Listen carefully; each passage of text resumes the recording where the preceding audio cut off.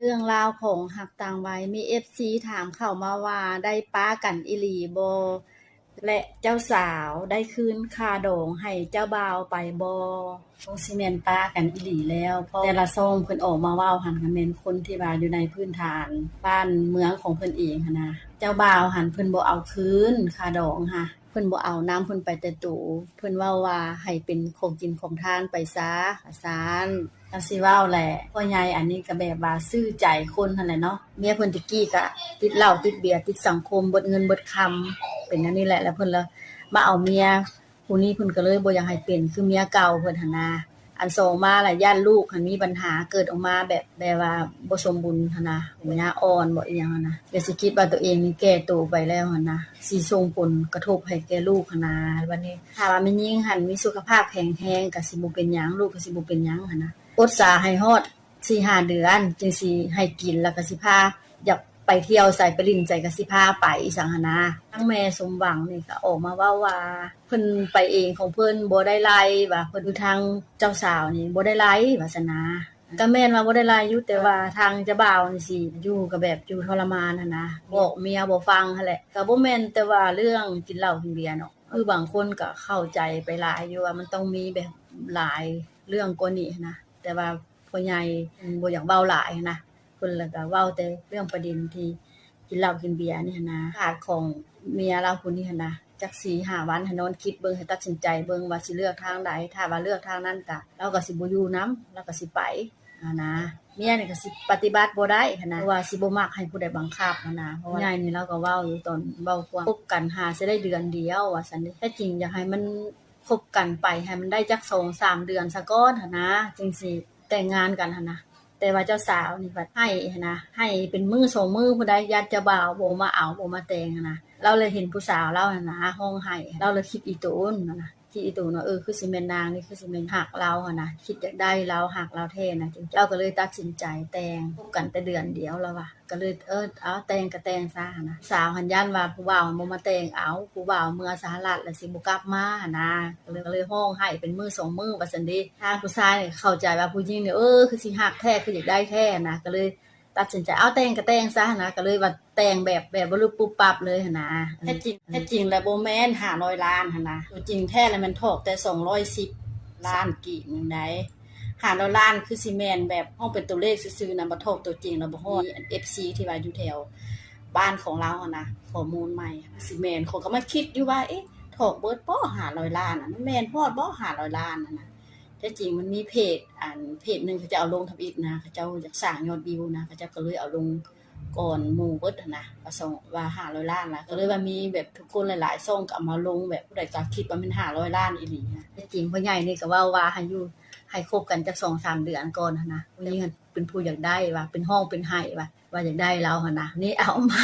ตอนแต่งกับตอนบ่ทันแต่งเนาะบัดนี้เอามาอยู่นำกันเห็นขี้พื้นซะบัดนี้นะแล้วก็1มาแล้วบ่ให้ลิ้นโทรศัพท์เวลาผัวอยู่นำหั้นนะเวลาเขาบ่อยู่บ่นอนนำกันนะเมียนี่ก็ปิดหลังไส้ว่าซั่นเด้ลิ้นแต่โทรศัพท์ว่าซั่นบางเทื่อเมามาก็เฮ็ดว่าเมาแล้วก็นอนไปเลยนะเมียปิดหลังไส้แล้วหั้นก็มีแต่ให้ว่าซั่นเด้ว่าข้อยนั้นให้ทุกคืนว่าซั่นเด้เลยมาเว้ากันหั้นนะว่าสิเฮ็ดจังได๋สิเปลี่ยนบ่หรือบ่เปลี่ยนเราก็เลยเว้าคำเด็ดขาดเลยนะพ่อใหญ่นี่นะ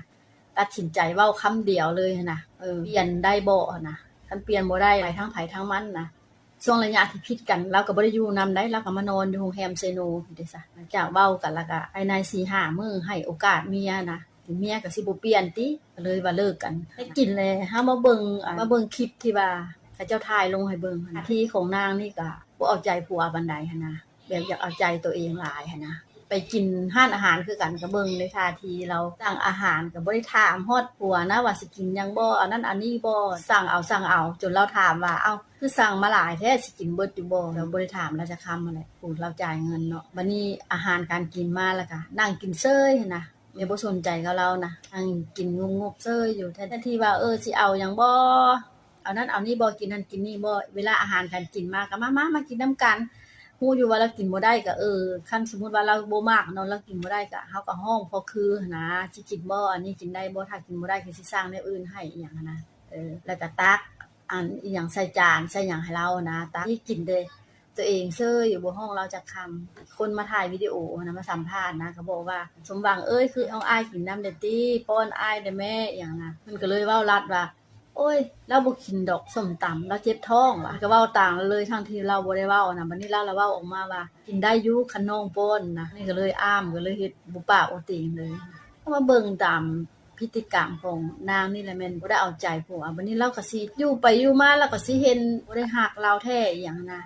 หวังเอาเงินเอาคำเราบอกลงมาแล้วเราจึงว่าไปแบบบ่มีเยื่อใยเว้าคำเดียวว่าคันจะเปลี่ยนได้แล้วอยู่คันจะเปลี่ยนบ่ได้แล้วไปว่าเราเก็บกดมาโดนแล้วเรื่องหลายแนวที่เราเก็บกดมาแต่เราบ่เว้าเรามาเว้าแต่เรื่องกินเหล้าซื่อๆก็ต้องไปกินข้าวร้านอาหารเนาะคือเมียพ่อใหญ่นี่ก็ถามได้เนาะ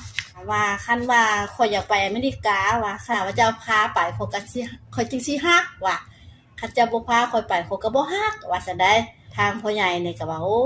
มาใจดำแท้ว่าใจเย็นๆสิพาไปอยู่ดอกว่าคันไปแล้วก็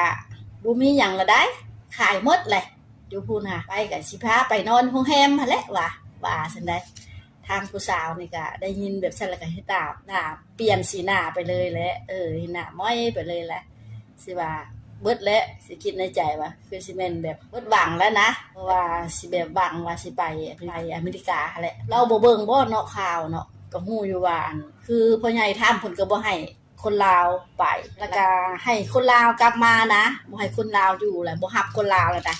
แล้วไปเฮ็ดเวียกให้เขาแล้วนะเจ้าสิเอาหยังไปรับประกันนะ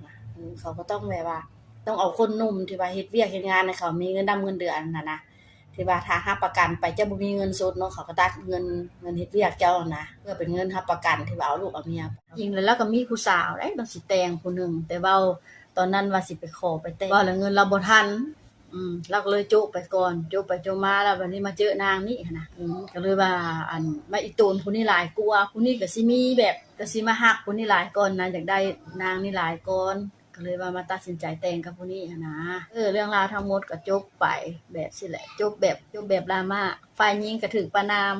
สังคมประณามบ่จริงใจไปหลอกเอาเงินเขาฝ่ายชายก็มีแต่คนสมน้ำหน้าอยู่ล่าบ่เป็นเฒ่าก็บ่อยู่สมเฒ่าอีสังนะมาเอาเมียเกินอายุห่างกันเกินหลายโพดนะจึงเป็นไปนั่นนี่นะไผบอกก็บ่ฟังนะเอาไปเอามาจบกันแบบดราม่า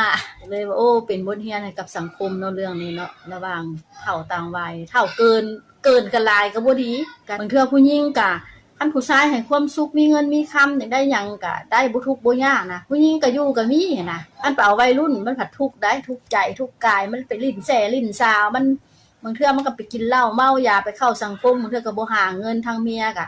เลี้ยงลูกงูบอยู่ผู้เดียวเผลอๆหาเงินเลี้ยงมันหั่นน่ะบางคนเขาก็ว่าโอ๊ยเอาผู้เฒ่าดีกว่าดอกหั่นน่ะผู้หนุ่มมันทุกข์ใจโพดอีซะหั่นน่ะคนก็เลือกเอาไปนั่นก็มีหั่นน่ะผู้หญิงมันก็บ่ได้คือกันเสมอไปบางเลือกเดินเส้นทางนี้ก็มีแต่บางคนก็บ่เลือกนี่หยังกูก็ยังสวยยังงามอยู่หั่นน่ะกูก็ยังอยากเล่นอยากตัวเองสิมาจุ่มปากหยังกับผู้เฒ่าแบบนี้หั่นน่ะบางคนก็เลือกแบบซี่นะบางคนก็หวังเพื่อความสุขของครอบครัวเงินคำให้ครอบครัวมีอยู่มีกินบางคนก็เลือกไปทางนี้ก็ได้มักบ่ฮักก็ได้เอาไปแล้วเด็กก็อีตูนกันไปนะสมมุติว่าผู้เฒ่าดีหั่นนะเฒ่าอยู่แต่ว่าเขาดีเขาเอาใจนะก็แพ้ความดีของเขานะต่อไปก็ได้อีตูนกันแล้วก็ฮักกันหั่นนะแล้วก็อยู่นำกันไปเฮาเฒ่าเฮาแก่ก็มีหลายคนอยู่อันนี้เราก็22ปีเนาะสาวนี่แต่ว่าผู้บางคน17ปีนึงได้มาเอาผัวเฒ่านะ50ปีก็มีก็ยังอยู่นำกันได้ลูกได้เต้าอยู่นำกันไปก็มีหั่นนะมันคือจบไปแบบดราม่าแบบสังคมประณามโอเค